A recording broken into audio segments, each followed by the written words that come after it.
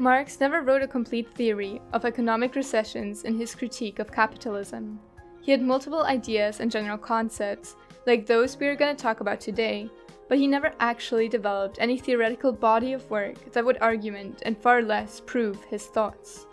It, however, remains interesting to review the impact that recessions had in his model for the inevitable capitalist collapse and rising of the ideal communist society he postulated. In this video, I will do just that. I will take a look at his perspective on economic crises at a time when the fabric of capitalism was stretched thin and might come undone at the seams by means of the capitalist class's disproportionate accumulation of further capital during a period of great distress and poverty for the working man and woman. Additionally, I will also review to what extent Marx's ideas ring true, analyzing some of the recent recessions and the actual capital inequalities generated during these periods of hardship.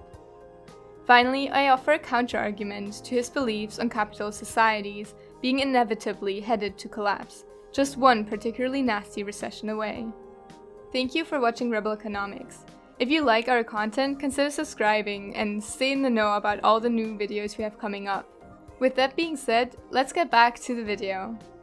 It is the general belief of classical economists that the crisis of capitalism is an inevitable part of the system, from the very first conceptualization of something similar to what would eventually become a free market economy, the idea of good times and bad times being indivisibly kindred spirits and has been widely accepted.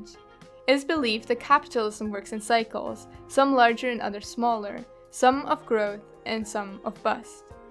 It is generally accepted that the biggest crises in capitalism act as a bitter mechanism to redistribute allocated capital from non-productive sectors or companies to productive ones.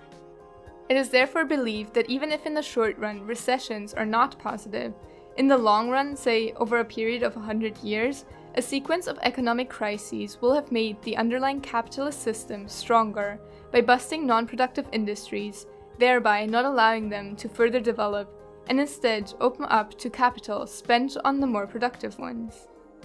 We have just come off the tail end of almost 2 decades of unprecedented economic growth in the West, where capital has been cheap, investment has soared, and returns in stock markets have been the best in all of history.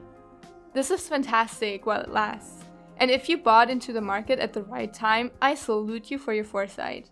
But this cannot go on forever. So it also means that inevitably, in an economy where the capital is so incredibly cheap, bad investments are plentiful.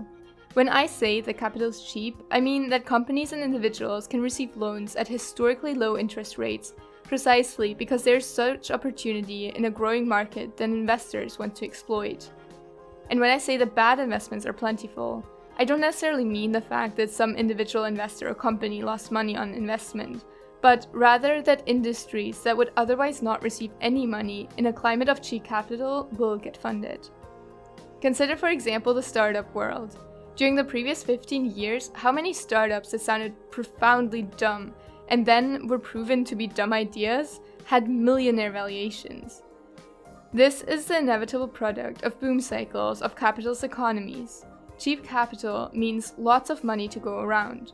Lots of money also means lower risk perception, and lower risk perception sometimes means that dumb ideas sound like the next Tesla.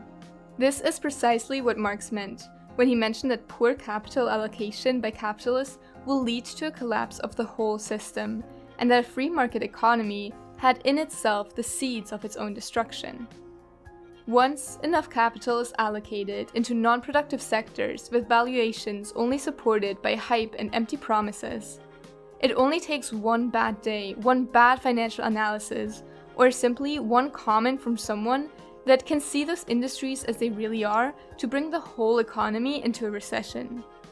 During this period, capital contracts, interest rates naturally go up as the investment opportunities become more scarce and the economy cools down.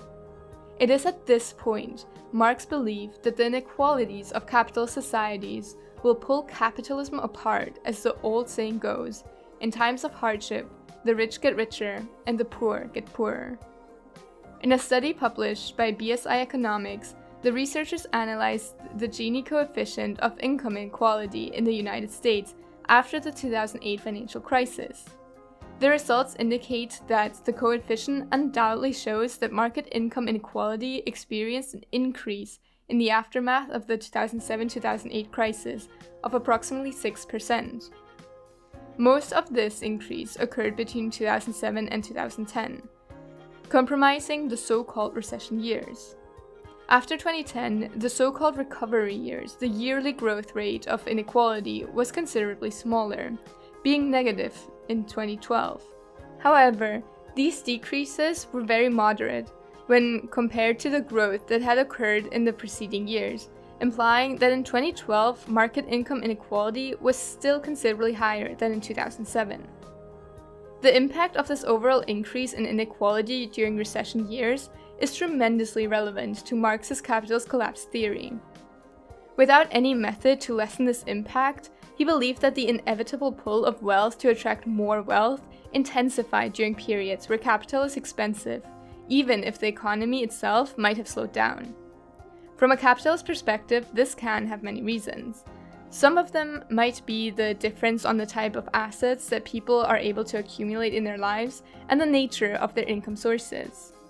For example, a family man whose only income might be the salary he receives from his employer will be left in the dirt once the economy contracts and he is made redundant, since his only means to survive will be using his savings or, as an absolute terrible decision, debt. However, there are two reasons why this would not necessarily save the family man. The first is that the structure of savings in countries like the United States is not very good. And the second one is that in a period of capital contraction, even if the family man were to obtain the money he requires from the bank, the interest rate would be disproportionately larger than it would have been during the boom market period. A study by Fortuny and Yahoo Finance presented some depressing statistics when it comes to the saving rates of citizens in the US. American saving statistics of 2020 showed that nearly 70% of Americans have less than $1,000 in their bank accounts. Meanwhile, the number of those with savings between $1,000 and $5,000 stands around 12%. Only 5% of Americans have savings between $10,000 and $20,000. Essentially, almost 3/4 of Americans simply depend on their paycheck to afford most of life's expenses. So the advent of a recession where their job gets cut will inevitably damage the fabric of capitalist society. Additionally, the possibilities of getting a loan in such a dire economic situation are extremely unlikely, and even in the unlikely case that they do find a way to get the loan granted, the interest rates will eat away at any potential savings they might generate in the future. Conversely, already wealthy people tend to have income streams and types of capital that, while damaged during the recession, will not suffer as much. Take for example receiving revenues as dividends derived from their stuffed portfolios, as well as other financial instruments like stock market investments that, once after the initial collapse, will regain their original pre-crisis value and keep on going up. It took about 4 years from its peak in late 2007 for the S&P 500 index of top American companies to regain the initial value lost in the recession, a point at which the value of wealthy investors' portfolio had already recapped its pre-crisis value. Additionally, and perhaps more importantly, true wealth inequalities have not so much to do with the value and capital that wealthy members of the capitalist society keep during the crisis, but the money they make. While the collapsing value of the stock market on the short run of a recession might seem negative, it really is not for wealthy investors, who are capable of acquiring securities at lower prices and so enlarging their portfolios as the market regains value. This is an opportunity that, for all the reasons we mentioned before, is not a possibility for many smaller investors, whose resources of revenue are dried up and whose savings are non-existent. The brutal impact of economic crises in economies is undoubtable, but it is also paramount to not forget that this is happening to individuals, people like you or me whose lives go from tough but manageable to absolute hell. A study from the National Library of Medicine found a direct correlation between episodes of economic recession and a dramatic increase in diagnosed depression cases, as well as other mental illnesses associated with such turbulent times. Finally, to round up this video, I will just say that I do not believe Marx was right about the inevitable collapse of the capitalist order, being brought about by recessions. I know, big surprise there. The truth is that, to a large degree, recessions are part of the system and are largely inevitable.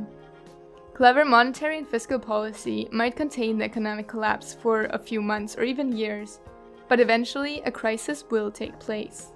But it is important to not simply shrug our shoulders at the advent of recessions in the capitalist world. Recessions happen for a reason, and legislators and economists should not simply take a passive role once the economy falters.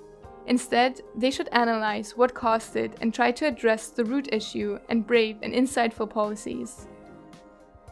The legendary economist Keynes believed that the state's role was to help lessen the effects of these crises, and the only way to do so is by exploring and holding the sectors accountable that might have enlarged the economic downturn.